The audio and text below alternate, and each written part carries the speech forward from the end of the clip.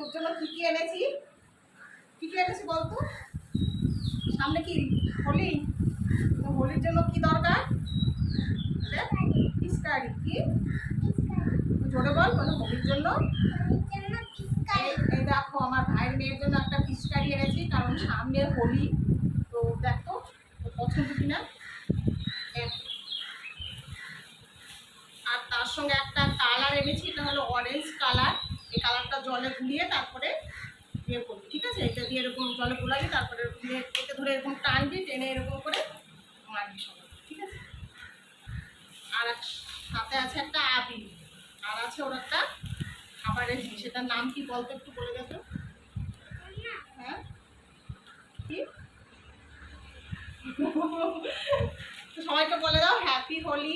Happy Holi. সবাই ভালো করে রং খেলবে, সবাই ভালোভাবে রং খেলবে। হ্যাঁ, তাহলে আমার পিসি দেখো আমার জন্য এই সব নিয়ে এসছে।